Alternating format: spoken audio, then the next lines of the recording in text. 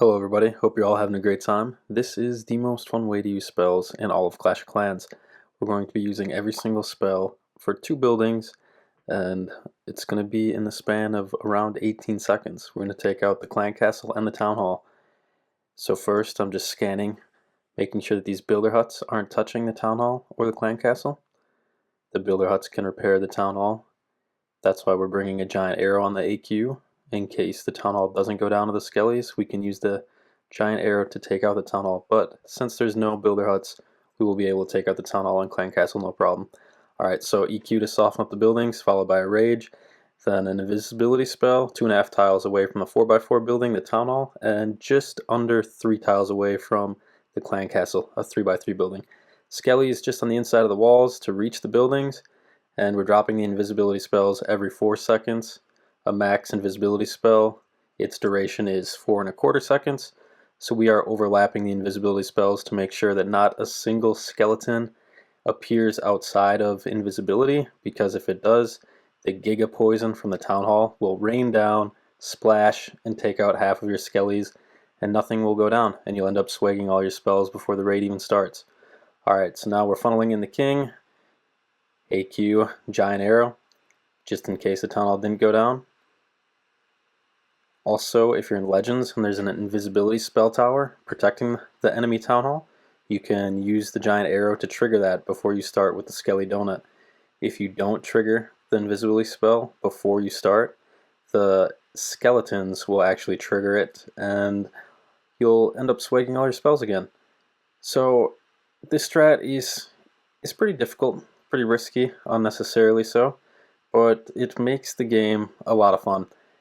And for all the difficulty that you're doing with the spells, these event troops, the Disarmers, are the opposite. They're the easiest troop we've ever had. So you can actually mess up all the spells and you can still triple. The only thing you have to watch out for with the Disarmers is they no longer target air, so you will have to have a plan for the enemy minion prints. And a lot of people are running air troops in their clan castles now, so like a super drag. So a lot of times you want to start your big group of Disarmers from the clan castle or minion prince side, and then use the Warden Eternal Tome to protect the RC to deal with those defending troops and hero. So yeah, RC ability not needed. You can use Rage Gem on the Warden or Life Gem. Rage Gem has a more tendency to outright fail, and Life Gem has a bigger tendency to time fail. Alright, so here I'm just going to show you quickly the distance, why you want to use 2.5, or why you want to use 2.5 tiles away from a 4x4 building, the town hall. You can do just over 2. See, that's 3 tiles away. It barely covers anything, so there's 2.5. That covers more than enough the town hall to keep all your skeletons safe. If you go at 2 tiles, then you will make it invisible. Your skellies will run all over the place. So that's just under 3, perfectly covering the clan castle. There's at 3, that can still work. If there's 6 tiles between your clan castle and town hall, you can use 3 on each to get both of them. Town hall 16 is a lot more forgiving than town hall 17.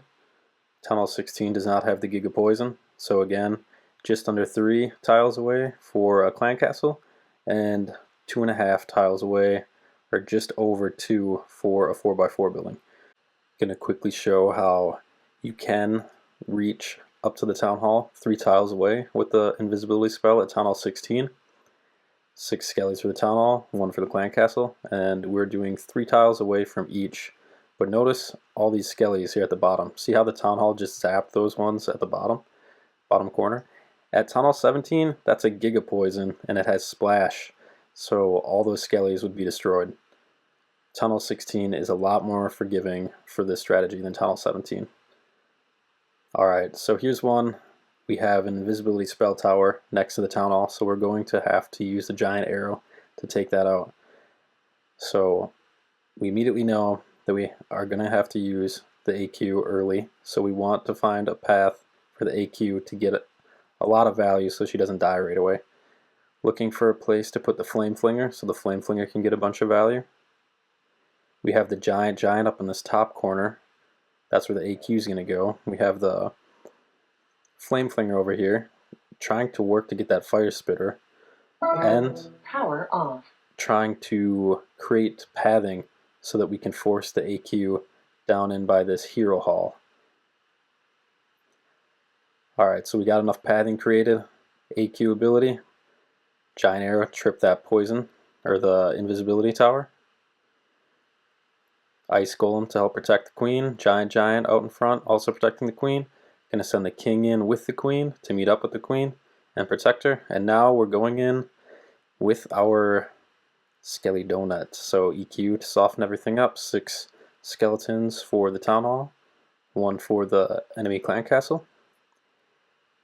And remember, 2.5 away from the town hall and just under 3 away from the clan castle. Every 4 seconds dropping an invisibility spell. Now we can zoom out. Notice that our king went the wrong way. He's not in front of our AQ to protect her anymore, but that's okay. We'll just cut off the AQ with the disarmers to make sure that she stays alive throughout the raid. We want the AQ ideally to stay alive throughout the raid so she can help clean up trash and make sure we don't time fail. So I like to send 3 disarmers with the warden and the RC, and then keep 1 disarmer just to help protect the AQ. So working in together. Also, when you come to a ricochet or multi-archer tower or inferno, you can pop the RC ability with the giant arrow and she will outrange those. And it's almost like pulling the brakes when you hit the RC ability. You just trigger her ability, she goes to rocket spear, and the disarmers run out in front of her to distract the defenses to keep her protected. Alright, so yeah.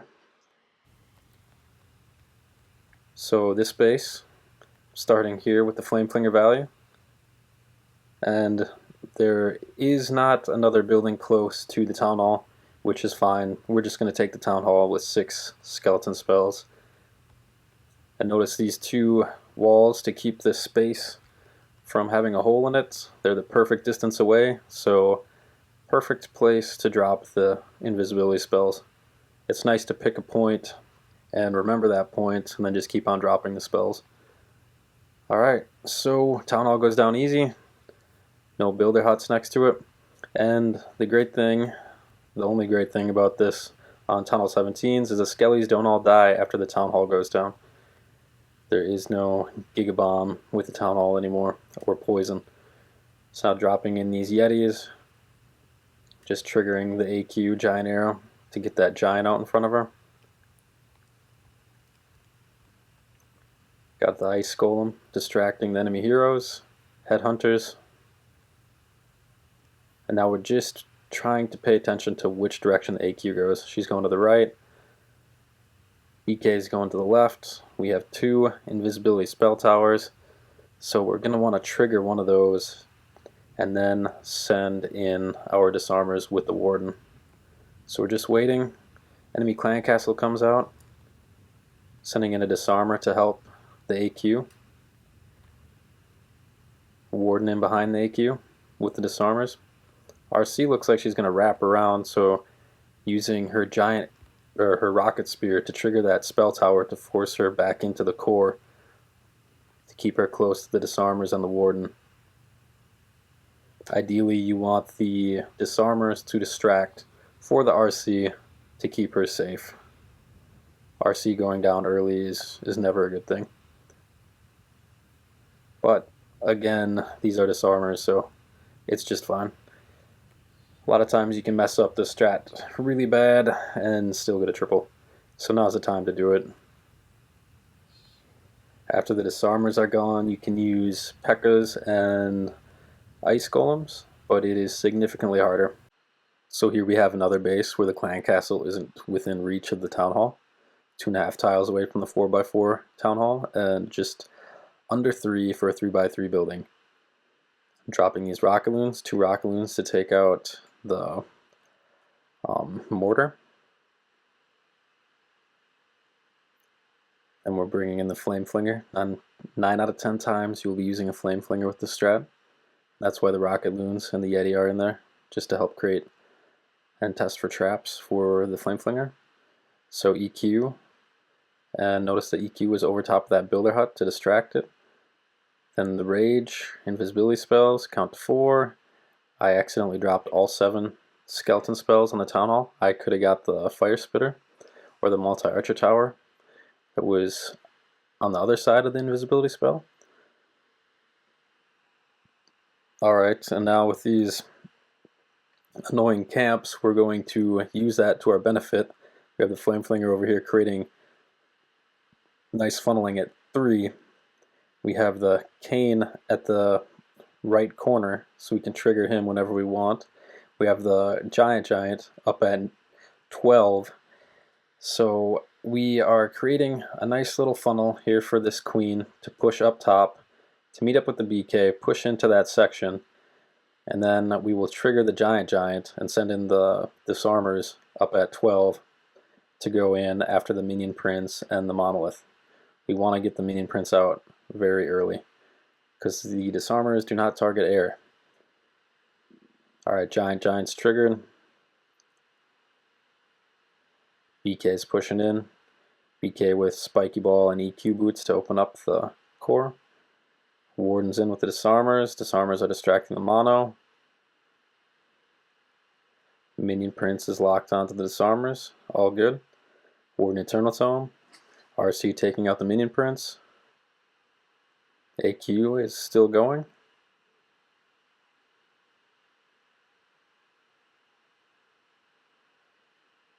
I was late with the Rocket Spear ability, so RC had to take extra damage from that Ricochet Cannon that otherwise she wouldn't have had to take. AQ is still going, and that's the nice thing about having the BK together with the AQ and with the Unicorn. She can stay alive most of the raid. Disarmer's all healthy. Kane working on the outside of the base, about to trip the enemy Disarmer. They'll be able to deal with that by themselves.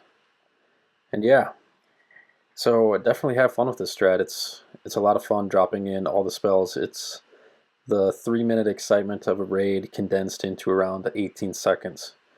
So definitely give this a try, and when the event ends, there will still be ways to do this, although it will be significantly more difficult. A lot more difficult. Like, probably 1 in 50 more difficult. Alright, so Rocket Loon's in. Just takes 1 Rocket Loon on this Wizard Tower, since it doesn't have anything else to help take down the Rocket Loons. Just creating some pathing here for our Flame Flinger, testing for traps. Flame Flinger's in. What's nice is these little wall segments are making sure there's no dead spots in the base, and we can use those to gauge where we drop our invisibility spell. And this just happens to be right where the 2.5 away from the town hall is, so just to the left of that 1 wall segment between the fire spitter and the enemy poison spell tower, and that made the placement very easy on this base. So town hall down, fire spitter down, able to trigger both of the enemy spell towers, the poison towers. And now since the Flame Flinger is working on the left, we're going to let it keep working, and we're going to send our heroes in from the right. Ice Golem, BK, all to protect the AQ. Send in 1 Disarmer to benefit from the tanking of the giant. They're still wrapping around. They were going to be at a point where that Inferno Tower was going to take out the Queen Unicorn, so use the BK ability early, and now sending the Disarmers into the enemy clan castle and enemy minion prince. This is definitely the optimum position that you want to send them in, as the Disarmers cannot target air, so you need the RC to take out the minion prince. And a lot of times people will put super drags in their clan castles, so you want the RC to be able to target them as well. Got BK, AQ still going, still cleaning up some trash buildings. Now they're in the core. Disarmer's still working. Something I should have done is save a Yeti to trigger this giant at the bottom left so he could help tank for the RC. RC does trigger him, so now he is able to help defend and keep the RC invisible from the defenses to let her get as much done as possible. And yeah, this is super fun strat, guys. Artificially making this game a lot more difficult than it has to be, and yeah, that's a lot of fun. Alright, so again, Clan Castle nowhere close to the Town Hall, and that's what makes this quite the gamble doing this in Legend League. You can do this in very low Legend League without event troops, but yeah, the Disarmers just make it so they're just so forgiving. So make sure to get this in quick just to get a feel for how to do the strat, and then after the Disarmers leave, then you can do the absolutely most insane attack. It would be for Town Hall 17 with Ice Golems and P.E.K.K.A.s and Golems and everything. Your planning would have to be absolutely 100% perfect. Alright, so we're going to try to take out this Expo along with the Town Hall. 2.5 away from the Town Hall. And you just count those tiles out, pick the spot every 4 seconds. You see how the Town Hall just barely went down there because there's builder huts next to it. And that's one thing, you want to check out where the builder huts are close to the Town Hall, and then use the EQ to cover as many builder huts and as many buildings close to those builder huts as possible to keep them distracted for as long as possible so that the Town Hall goes down faster. So now we got the BK wrapping around up here. To the right, we're going to send the AQ in to help support him.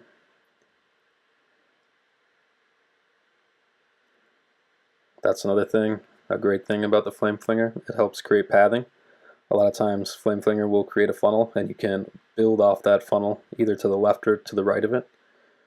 So now that pathing is created, we're going to send 3 Disarmers right up the core with the RC. And we're going to keep 1 Disarmer just in case we need it for the our AQ.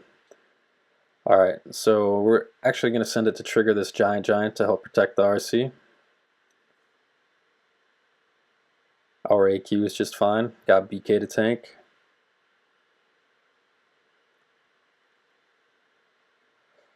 Should be using RC ability. Yep, RC ability to outrange that ricochet cannon.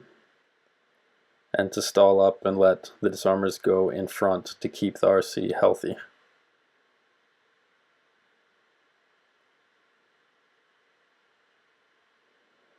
This 1 Disarmer is distracting for our AQ.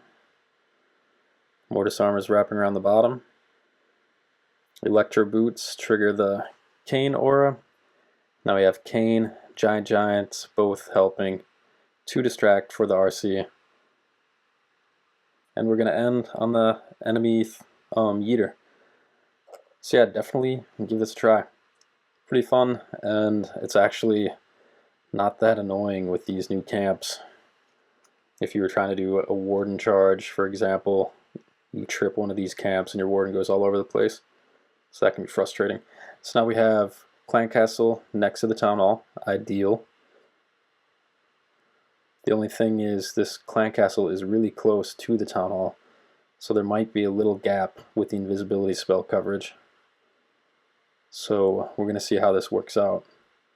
Big thing I'm worried about is 1 skeleton becoming visible and the Giga Poison locating, splashing, and taking out the entire raid.